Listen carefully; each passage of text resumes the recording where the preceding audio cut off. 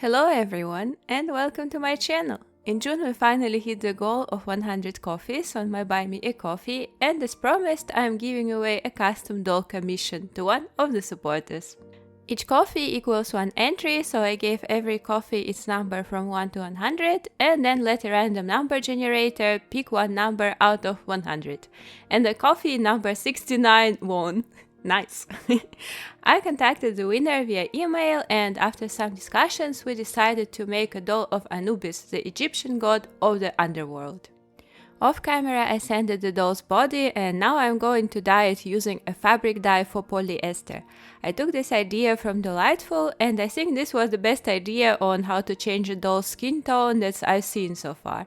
The dye will be absorbed by the plastic instead of creating an additional layer on its surface, and it will make the color on and around the joints resistant to friction, which means it won't chip off. Polyester fabrics are also plastic, so it makes perfect sense to use it for plastic toys as well. And I chose the dye by reading feedbacks on Amazon. Some person said they used it for coloring their clothes and even the buttons change color, which sounds like a good call. I don't advise to use it in the kitchen if it's new or has a light color, because micro drops of the dye will be transported with steam to everything around the pot, and this bad boy is extremely difficult to clean up. It comes off best while it's fresh and before it got absorbed, but later it becomes impossible to remove. The directions on the package say that the object needs to be cooked for up to 1 hour, and I made it 1 hour just to be sure. The boiling temperature of water is 100 degrees Celsius and the melting temperature of plastic is higher than that, so I decided it shouldn't be a problem. The vinyl parts, however, were not excited about that at all. After it was done cooking, I rinsed it with clean water, and after it dried, I had to face all of the problems that came with this dyeing method. The first one is stickiness. The dye created a layer of sticky something on the surface and it wouldn't come off with soap. It was also staining everything it touched. I found a solution for it though and removed this layer with a cotton pad and ethyl alcohol. The other problem is that the body got deformed, especially along the seams. I suspect that this could happen because I dropped his body from boiling straight into cold water, and maybe it was a rapid change of temperature that made the plastic twist like that. Heat makes plastic more flexible and vulnerable for deformation as well. I only need the joints to be black and they look perfect, so I wasn't upset about that unfortunate smelting accident that much. I plan to add a lot of body mods and textures with epoxy sculpt, and all these flaws will be fixed. I start off with legs because I expected them to be the most difficult element to sculpt. I want them to have rather animalistic look to make Anubis look more frightening and otherworldly. In his humanoid form, Anubis has a head of a jackal, but he can also turn himself into an animal completely, so I think the mixture of both could be one of his forms as well. For the new legs, I first made a wire armature and then built up some volume on it using masking tape.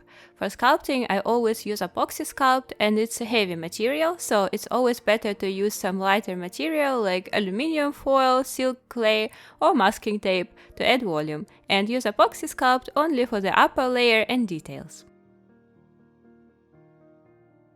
I twisted the wire around the masking tape as well, just to give epoxy sculpt additional support and make the legs less brittle. I'm not sure if it was necessary, but it also didn't hurt.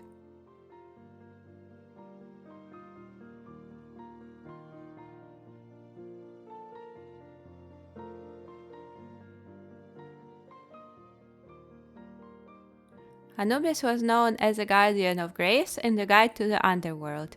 An interesting fact I learned about Anubis is that apparently Egyptians used to draw his head black because it represented the discoloration of a corpse during the mummification process and the substance people used to smear the wrappings. So he is basically decaying. I found this detail very interesting and decided to implement this idea by adding some muscle textures to his body and legs, along with adding some wrappings later on. So as you can see, our Anubis never skips his leg days. His body was affected with the deformation the most, so here I had to start off with removing lumps along the seams and adjusting the leg sockets. Then I added all of the textures, muscle by muscle, all over his body, following human anatomy guides.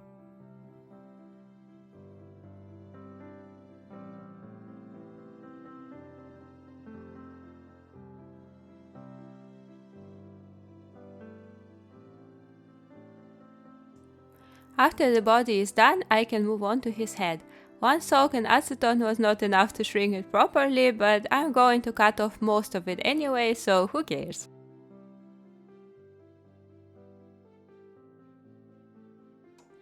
Trying to change one head into a completely different shape is a challenge on itself, so this process was mostly trial and error, removing, adding, and then again removing stuff. I think it would be way easier to sculpt his head from scratch than trying to fit it over the already existed face. I ended up removing so much of his original face, so I basically kept just the parts around his neck pack that were important to save his head articulation.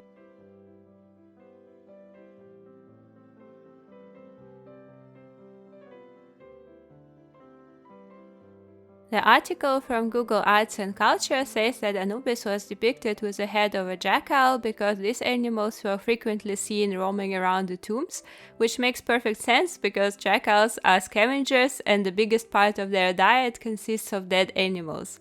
My guess is that they were attracted by the smells and were looking out for food, but ancient Egyptians couldn't explain this and made up their own explanation. And that's basically how all of the myths were created, right? So they thought that jackals are guarding the tombs, and because of that, in the first mentions of Anubis, he was described as a black jackal and his main role was guarding the dead. And only later on, as mythology developed further, his image changed into a rather humanoid god.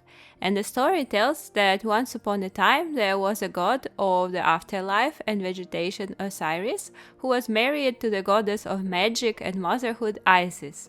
And there was Set, the god of chaos, storms, and the desert, who was married to Nephis, the goddess of morning, night, and service to the dead. At some point, Nephis fell in love with Osiris, and in order to get closer to him, she changed her appearance and visited him in the form of his wife Isis. Nephis got pregnant from Osiris and gave birth to Anubis.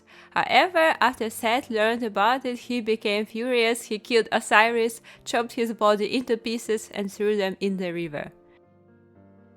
Isis was devastated. She went to the river and collected her husband's remains, and Anubis helped her to revive Osiris through mummification, because embalming his body allowed Osiris to live on in the afterlife. And that's how Anubis became the inventor of embalming and mummification. Osiris became the king of the underworld, and Anubis became a guide of the dead by his side.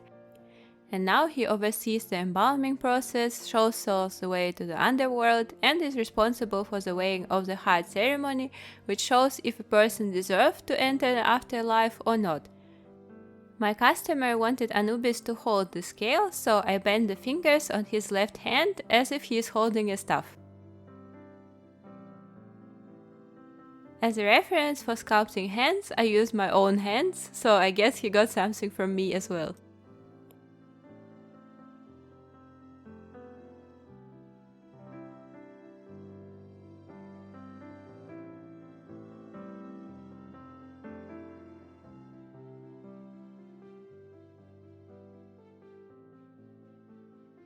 After I was done sculpting, I sanded him, sprayed with a black primer, and now it's time to add some bandages for the god of mummification.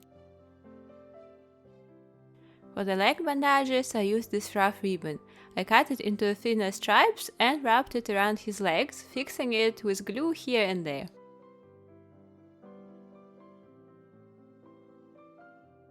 For the arms, however, this ribbon was too thick, so I replaced it with stripes of cotton fabric. Then I decided to paint all of the textile parts with black acrylics. And paint the leg itself with black metallic. And later on, I also used watered down black acrylic paint to tone down the metallic paint in some parts and add depth to the muscle textures.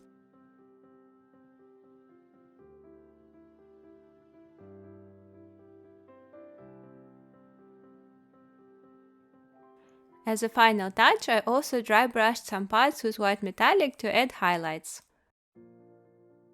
I left his clothes just black to visually separate them from the fingers and make them look more pronounced. In matte paint they look kinda blunt, but it will change after I gloss them.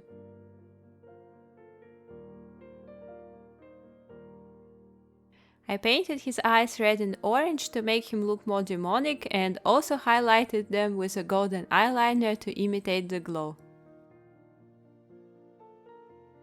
And at last, I sprayed all of his body parts with a glossy top coat. Gloss helped to blend metallics and matte acrylics and added more depth to the sculpt, but it turned filming and taking pictures of the doll into a nightmare. I expected this to happen, but it doesn't make it less annoying. Now I need to attach his legs back to the body using an elastic and make a very tight knot for the legs to be posable and not be doing the splits on their own. From the amount of sculpting, I guess you can understand now why I was working on him since August and only finished in November. If I ever decide to engage in a project like this again, you're allowed to slap me to bring me back to my senses. And I would like to use this moment to thank my patrons from Patreon who were sticking together with me all the way while I was working on this project. Thank you so much, not only for subscribing, but also for the time you spent with me and your comments. Your support is very much appreciated. Thank you guys!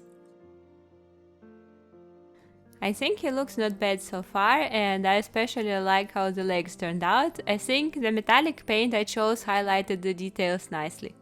Now I can finally dress him. I collected all of the beads I have in different shades of blue, gold and copper, and I'm going to use them for the accessories. I imagine the god of the underworld must be pretty rich, and the blue colors are often associated with night and darkness, so I think these colors will fit him best. I started off with embroidering his neck piece and very carefully cut it out.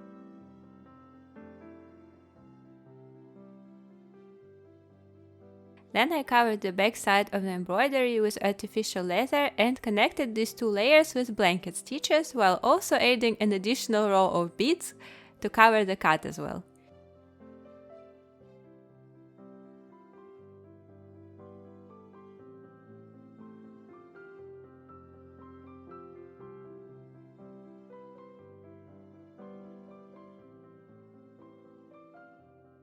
And here's the end result. If you look up close, the canvas is shining through a bit and it's annoying me. Next time I'd rather use a darker fabric as a base. On the doll this issue is not really noticeable, so I decided that it's good enough though. Next up is his loincloth. I want to make it look like it's made of tattered fabric, and special for this I bought these cotton towels that I usually used for draining cottage cheese. The cotton fabric used for these towels is very loose and looks rough, but is actually soft and very flexible. It's similar to the fabric used for bandages as well, but it's more stable and better quality. I'm going to dye it black using dye for natural fabrics from Repaint.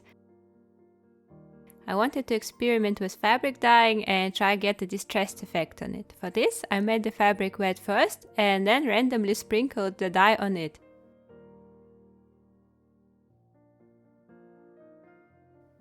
The directions on the dye said that you need to keep fabric in hot water for the dye to set, so I just microwaved it. And I think it kinda worked, but then I realized that I forgot to add salt to the water and the dye probably won't stick properly. So I put it back in the pot and dyed it properly with salt this time. It made the color more even, but you can still see some spots being lighter than the other. I think if I try to get this effect next time, I will soak fabric in very salty water before I spill the dye on it. For now, I just chose the beads that were colored the most uneven and used them.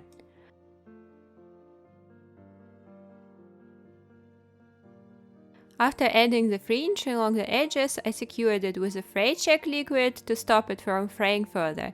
I sewed them to a ribbon and the simple skirt is done.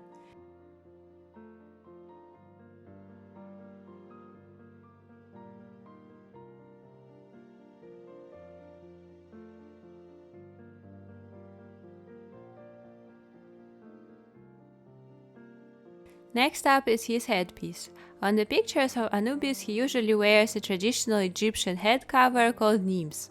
I looked up online how it's made, and apparently it's just a T-shaped piece of fabric wrapped in a certain way.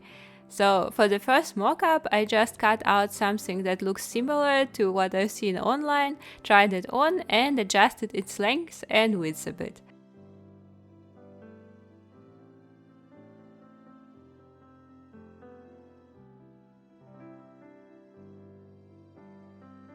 I ironed the seam allowances to the inside and glued them to the main fabric using all-purpose glue.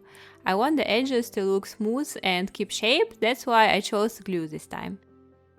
I apply a thin layer of glue and only on the seam allowances to make sure there won't be enough glue to soak through. Then I use the golden acrylics for textile to paint over the white stripes.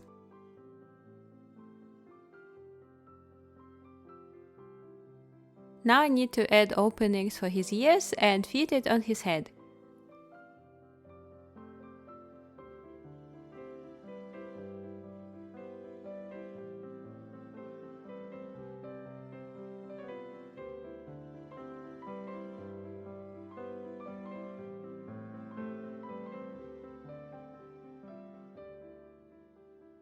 As a last touch, I correct the golden stripes with a black marker for textiles where needed. On the video you can see that the frontal parts of the nibs are sticking out a bit. I hanged the bobby pin on them to add additional weight that's supposed to make them lay correctly over time. It worked very well. Next, I made him a short scale mail out of sequins to add another color accent to his torso. Look how shiny it looks.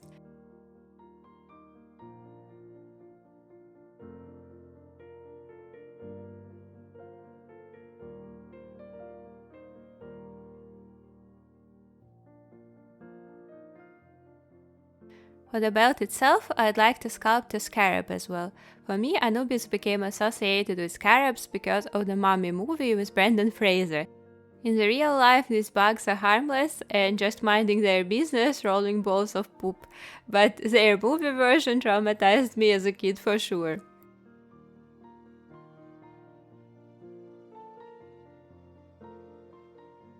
I also added 2 beads under epoxy sculpt to use them later on for sewing the scarab on the belt.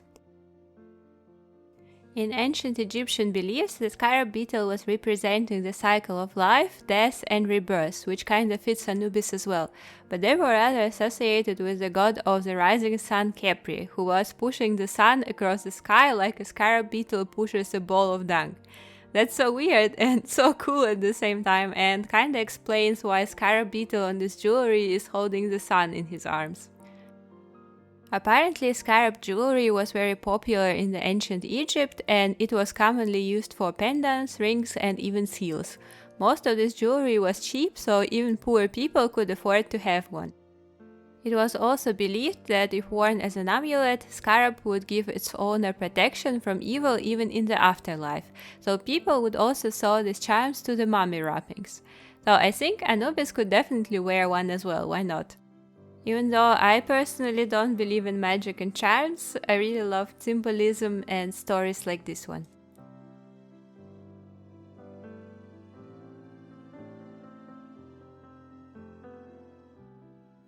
I think the scarab added a nice accent to his concept as well, don't you think?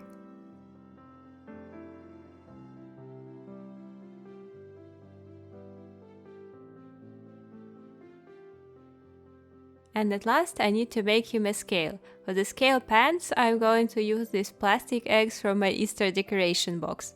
They are perfect size and will make a good base for sculpting.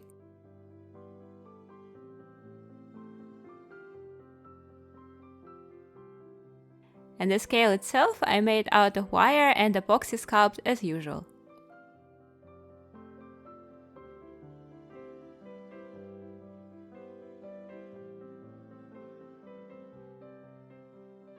According to the Book of Death, at the weighing of the heart ceremony, the heart of the deceased is weighed in the scale against the feather of the goddess Maat, who represents order and truth.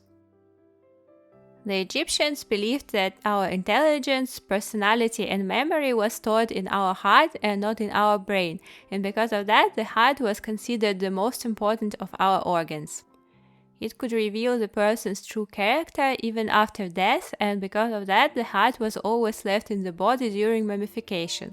The Book of Death also recommended to put a figure of a scarab on the chest of a mummy because this spell was supposed to help to trick the scale of Anubis and stop it from testifying against the deceased. But if the scale would testify against the deceased, their heart would be immediately consumed by the monster Amit, as they would never be able to enter the afterlife and be reborn in there. So I figured it could be cool to sculpt the heart and put it on the scale as well. I hope YouTube won't ban me for gory content.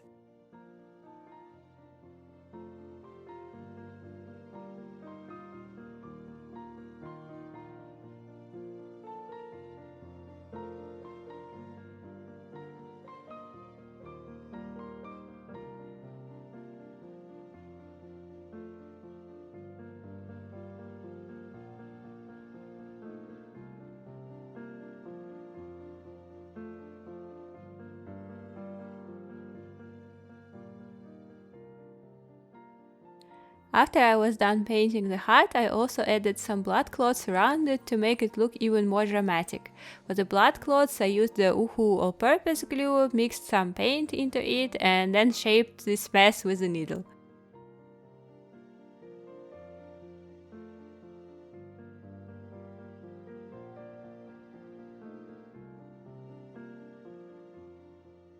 Then I glossed all of the elements, added wrapping to the handle, added chains, and the scale is done. And now we can have a look at the end result pictures.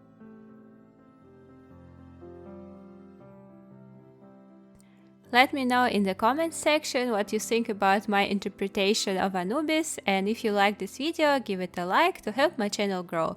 Supporting my channel with your likes and comments is the best way to help me continue creating these videos for you. But if you would like to support my channel further, you can also join my Patreon for more in-depth content or buy me a coffee. All of the links you can find in the description box. Even though I started Patreon now, my giveaway offer for Buy Me a Coffee still stands. For every 100 coffees I reach, I'll make a giveaway and the winner will get a custom doll commission. Each coffee equals 1 entry. Thank you so much for spending your time with me, and I hope to see you soon in my next video. Bye!